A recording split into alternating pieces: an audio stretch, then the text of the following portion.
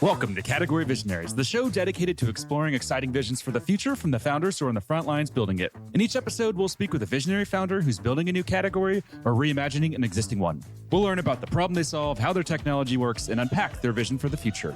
I'm your host, Brett Stapper, CEO of Frontlines Media. Now let's dive right into today's episode.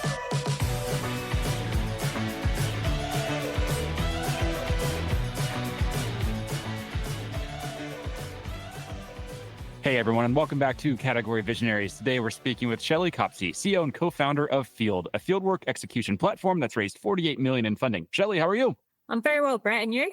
I'm doing great and super excited for this. Let's go ahead and jump right in. Talk to us about what you're building. So we're building a platform that's going to enable the world's field workers to do their work each and every day safely, efficiently, and with high quality. We work with field workers and companies in the infrastructure sector. So think, the utilities, people that bring gas to our home, water to our home, energy to our home. Think about people that are building the roads that we drive on, the railway train tracks that we go on every day. And we really think about how do we keep those field workers in the field safe and productive every single day of their working life. Let's talk a little bit about timing. So I see online that you founded the company in June 2020. It's a pretty interesting time to found a company. I remember those days. I think the world was still, scavenging around looking for toilet paper and paper towels and other supplies. What was it like to found a company early in the pandemic? All I can say is that never again in my life, if there is another pandemic, will I found another company. It was pretty tough going. We actually properly started the company April 2020, a week or two before the world went into lockdown. And when you look at what we do, our platform is all about, people in the field, people that are out and about. And these were not people that could stay home during the pandemic, but nor could we be out with them. Their work was crucial. They used to work in, 2-3 person gangs. All of a sudden, they're lone working to try and get some of the social distancing. And, as a startup, you just need to see people using your technology, see how you're solving their problems. So before we even get to acquiring our first customers in a world of trying to learn to sell on Zoom, we really just had to find new and creative ways of understanding how the field worker was using our product and if it was solving their problems. And, thankfully, we had a wonderful first customer in Scotia Gas Networks, which is a gas network over here that's got about 6.5 million customers on it. They were so generous in trying to help us understand how to make this platform better for them that we were exceptionally lucky. We then had the double whammy of nobody knew how to sell on Zoom and sell remotely completely. And we had to try and figure that out. And so, all I can say is that first 6, 12, 18 months, I think we had many days where a lot of us in the company wondered, what we were doing.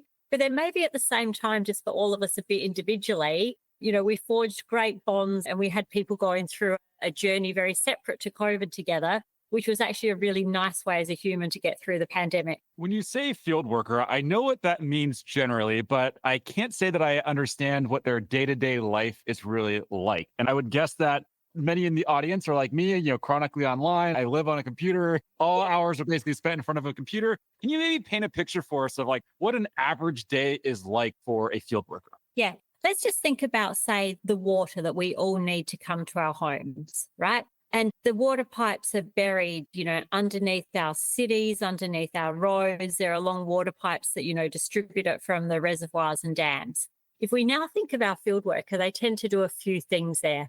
There are those that are, building new assets that let that water, be managed, be treated, etc. And then you get the people who are more in, your operations and maintenance, and they can do everything from, planned maintenance style activities right through to, reactive repairs. So if I think about, say, a planned maintenance activity, is that they know that, every X number of years, you might need to replace a valve before that valve actually becomes faulty. So they're out there, they're cordoning off roads, they're doing excavations to get down to that pipe.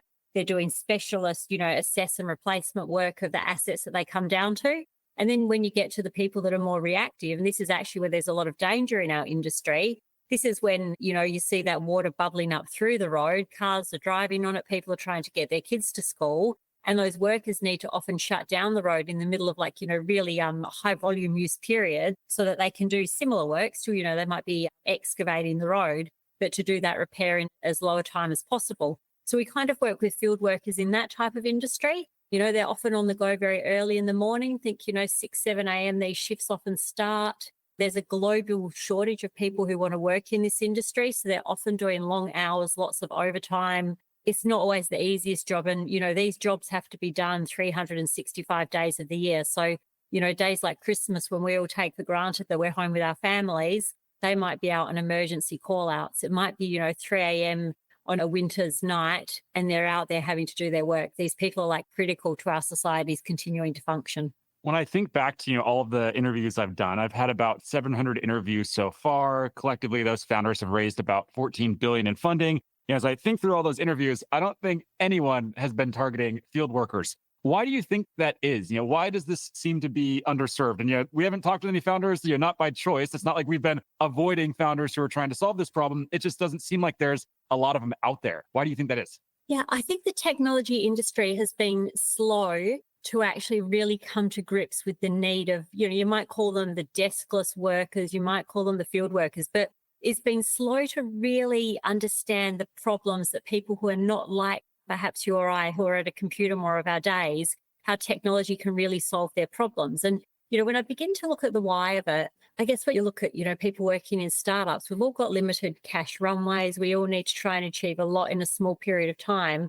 You also get to the knowledge pretty quick in this industry that sales cycles are slow and that they're long and that they're complex. And, if you're building tools for the field worker, often the person that you're selling to is very different to the person who'll be using your technology. So I think you're beginning from the position of a long, complex sales cycle with a divorcing of the, economic buyer from the person benefiting. And then secondly, you've got these people who are in really quite complex jobs that are very foreign to what a lot of us in technology do. So the gap of truly understanding them is complex. I think that that's a key thing. But then I think there's also a lot of, while I think the field is actually a category creating product and we've got a lot of greenfields to go after, there are some kind of incumbent companies out there who have attempted to deliver solutions, but they've delivered them with the back office in mind. So how do I deliver tools to the CFO, to the COO that's going to get them the information that they need? But in doing so, all that they do is keep adding one more thing, one more thing, one more thing to the field workers' day. And they've never optimized for actually making that field workers' day more efficient, which in turn would actually drive the outcomes that the people in the back office are looking for. So I think there's quite a few factors here, but at the end of the day, it's created a wonderful spot for field where we're very much building our product for the field worker, with the field worker, to make the field worker's day easier. And there's not a lot of competition out there. This show is brought to you by Frontlines Media, a podcast production studio that helps B2B founders launch, manage, and grow their own podcast. Now, if you're a founder, you may be thinking, I don't have time to host a podcast. I've got a company to build. Well, that's exactly what we built our service to do. You show up and host, and we handle literally everything else. To set up a call to discuss launching your own podcast, visit frontlines.io/podcast. Now, back to today's episode. When you say it's a long sales cycle and a complex sales cycle, can you paint a picture for us of what the typical sales cycle looks like? Yeah, so we tend to find that there's quite a few stakeholders that you need to get across this concept of what we're doing. We normally like to start with, your COOs, your heads of safety. They pretty quickly understand why we're very different to anything that has been out there historically. These companies, though, they're often running critical national infrastructure, and therefore things like cybersecurity are hugely important. That normally means that the office of the CIO gets involved. And then, the types of returns that we can deliver are really meaningful. Lots of our customers are getting 8-12% productivity uplifts. The ROI on license fees is huge. But that also then often means that the CFO wants to get involved and also make sure that there are plans to really bring those gains to fruition. So, sales cycles involve getting all of those types of stakeholders on board. And then if I look at, how long these things take, enterprise sales cycles are well known to take 9, 12, 15 months in the infrastructure industry. We're moving a bit quicker than that, but, we're not on a B2C style sales cycle. We do have to have the grit and determination to get these deals done. What's the go-to-market strategy look like, and how have you seen that evolve since founding the company? Yeah, we do a few things with the go-to-market. We're like a normal startup and we do lots of campaigning, but, very specific to the use cases and problems that we can solve with each of our specific verticals that sit within our ICP. But also there's a reasonable amount of referrals that go on amongst our customer base. And this has been really interesting for me as well when I compare what I'm doing now to previous startups I've been involved with.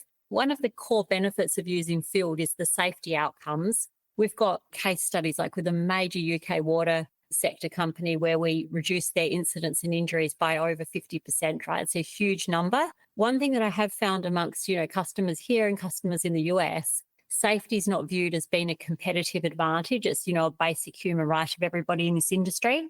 So we do find that there's like quite a willingness to walk us into, our customer's competitor and get them to take a look at us. One CEO said to me very interestingly recently, he said, the biggest problem for growth in our industry is that we can't attract enough young talent to come in. He said, if you can help me keep workers safer, more mums and dads are going to think that this is a good career for their kid. So if we can all keep people safer, we're all going to be able to grow as an industry. And that was kind of, one of his leverage points for why he was willing to make some introductions for us. Interesting. That makes a lot of sense. And I hear that a lot, that there's a labor crisis, right? We hear it a lot as well. I've got a bit of a controversial opinion on this that people don't always agree with. I'm not convinced that there is a labor crisis. FYLD data, and this is like backed up by lots of, the big tech consultancies, we see that standing time is running at 35% across a lot of companies.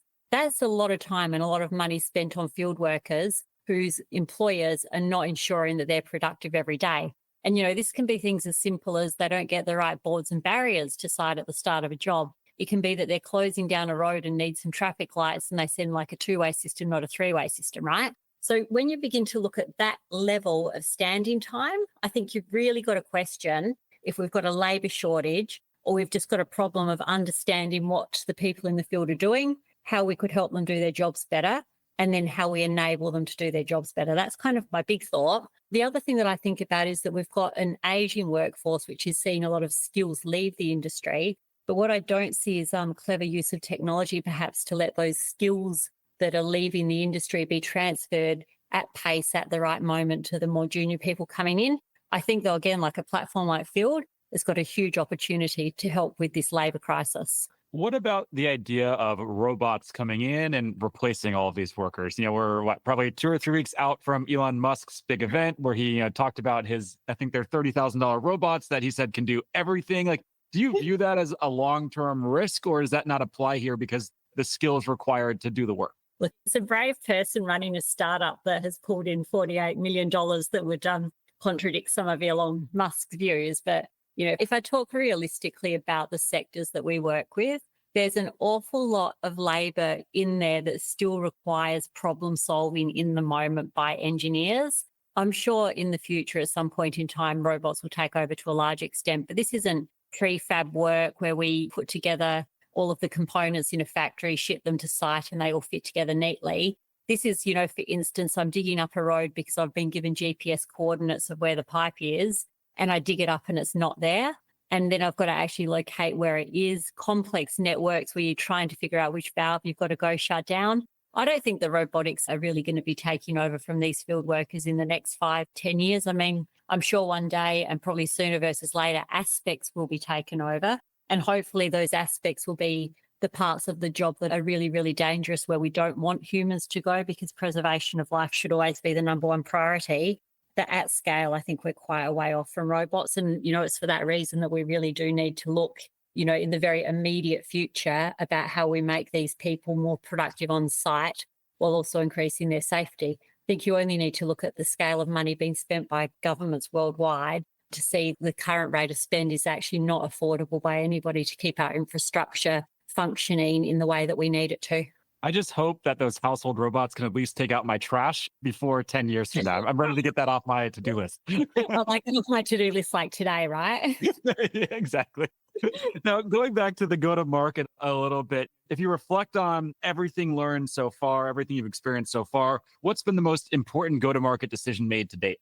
I think you've got to figure out how you have a model that lets everybody at your customer make use of your platform. Lots of people in our industry are running on very thin margins. And so if you try and do something like a per seat license fee, it can actually make, people in procurement who do have a job to do of getting costs down. And let's remember that the amount that these companies run on, it's funded by all of us as taxpayers, right? Their job is actually to make sure that the taxpayer is getting value for money. But all of a sudden you have people saying, look, let's not put this person on to the platform.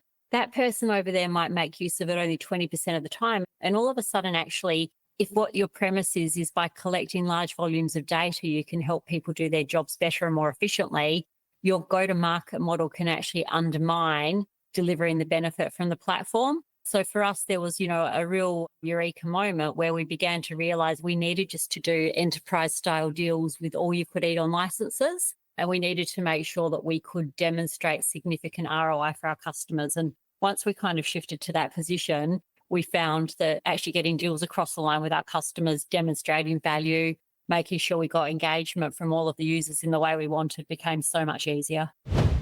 This show is brought to you by the Global Talent Co., a marketing leader's best friend in these times of budget cuts and efficient growth. We help marketing leaders find, hire, vet, and manage amazing marketing talent for 50 to 70% less than their US and European counterparts. To book a free consultation, visit globaltalent.co. On the growth side, are there any numbers or metrics that you can tease us with? The big ones that we have spoken of publicly. Last year, our ARR tripled, on track this year with really strong conversion of all of our POVs and with great retention results. Booked revenue will double by the end of the year. So growth is growing really strongly for us. When you reflect on that, what do you think you've really gotten right as an organization? The first thing I would say is the field workers are our biggest advocate, and they are normally not an advocate of platforms like FYLD.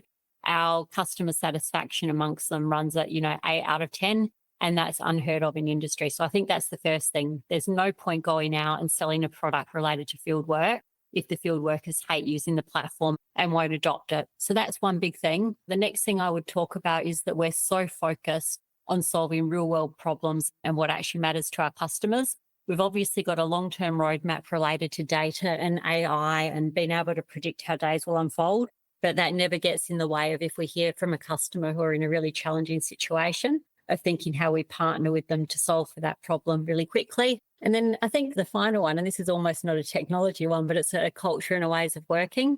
The other thing you hear in our industry constantly is that people come out and they sell you a product and they disappear and you never see them again. One of the things that's really core to our values is ensuring that our customers get the ROI that we promise from the platform. And so we spend a lot of time out there with our customers, making sure that the deployment's a success, making sure that they're training people know how to use the platform, making sure that our champions feel supported.